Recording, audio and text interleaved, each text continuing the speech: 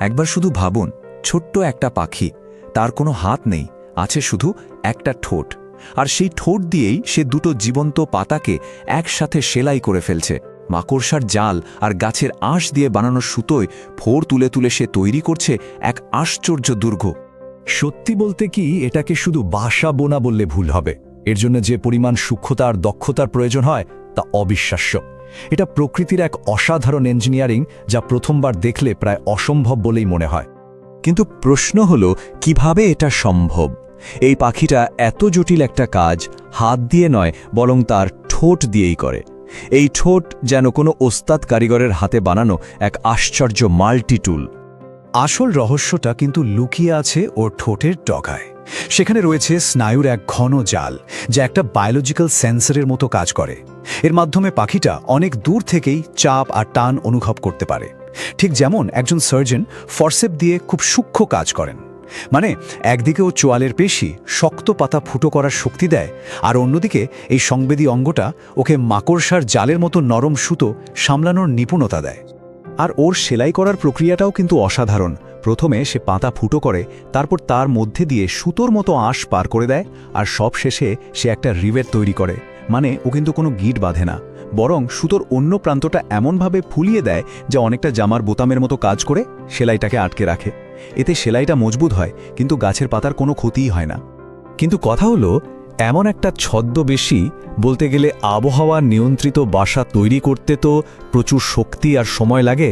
তাহলে বিবর্তনের দিক থেকে এর দামটা কি? মানে ওকে কিসের মূল্য চোকাতে হয়? এখানেই কিন্তু আসল বিষয়টা লুকিয়ে আছে। একটা নিখুঁত নিরাপদ বাসা তৈরিতে যত বেশি শক্তি খরচ হয়, প্রজননের জন্য তত কম শক্তি বেঁচে থাকে। সোজা কথায়, এই অসাধারণ দুর্গটা বানানোর জন্য ওদেরকে কম ছানা জন্ম দেওয়ার মূল্য দিতে হয়। আর এখানেই গল্পের মোড়টা ঘুরে যায়। বাসাটা শিকারীদের হাত থেকে বাঁচার জন্য একটা দুর্গ ঠিকই, কিন্তু এর এত যত্ন আর স্থির অবস্থানের কারণে এটা অন্য এক ধরনের হুমকির জন্য একটা নিখুঁত আর লোভনীয় টার্গেটে পরিণত হয়।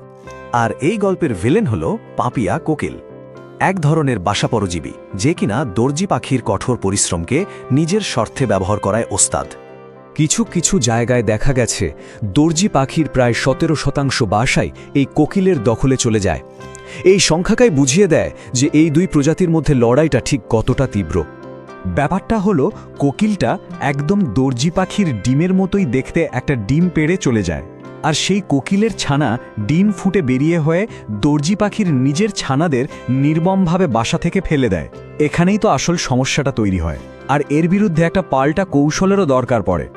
কিন্তু দাঁড়ান, দর্জি পাখিরও একটা গোপন অস্ত্র আছে।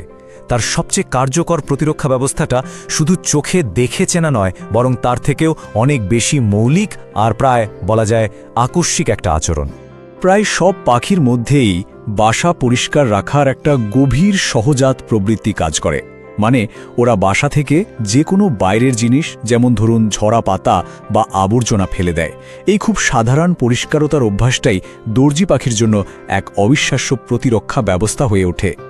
বিজ্ঞানীরা এটা নিয়ে একটা দারুণ পরীক্ষা করেছিলেন। যখন বাসায় শুধু কোকিলের নকল ডিম রাখা হয়, তখন পাখিটা প্রায়ই ধোঁকা খায়।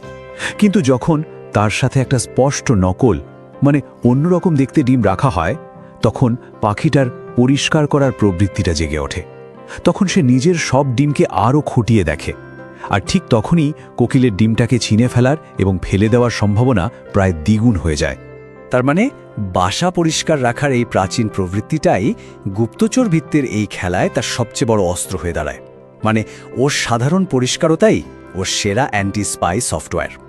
কিন্তু এই অসাধারণ পাখিটার গল্প শুধু গভীর জঙ্গলেই সীমাবদ্ধ নয়। সে একজন দারুণ সহনশীল অভিযোজকও বটে, যে মানুষের সাথে থাকতে শিখে গেছে। দর্জি পাখির শারীরিক এবং আচরণগত বৈশিষ্ট্যগুলো ওকে মানুষের তৈরি পরিবেশেও দারুণভাবে টিকে থাকতে সাহায্য করেছে। ব্যাংকক বা সিঙ্গাপুরের মতো বড় বড় শহরের পার্ক থেকে শুরু করে চাষের ক্ষেত পর্যন্ত সে সব জায়গাতেই নিজেকে মানিয়ে নিয়েছে। আর এর বিনিময়ে সে কিন্তু আমাদেরও উপকার করে। ছায়াযুক্ত কফি বাগানে এই পাখি ফসলের জন্য ক্ষতিকর পোকামাকড় খেয়ে তাদের সংখ্যা প্রায় 60 থেকে 80% পর্যন্ত কমিয়ে দেয়। সে যেন প্রকৃতির দেওয়া এক জীবন্ত কীটপতঙ্গ নিয়ন্ত্রক। পুরো ব্যাপারটা যদি দেখি, এই ছোট্ট সাধারণ দেখতে পাখিটা আসলে এক অবিশ্বাস্য জটিলতার প্রতীক। ওর মধ্যে আছে একজন সার্জনের দক্ষতা, একজন যোদ্ধার কৌশল আর প্রকৃতির ভারসাম্য রক্ষায় এক গুরুত্বপূর্ণ ভূমিকা।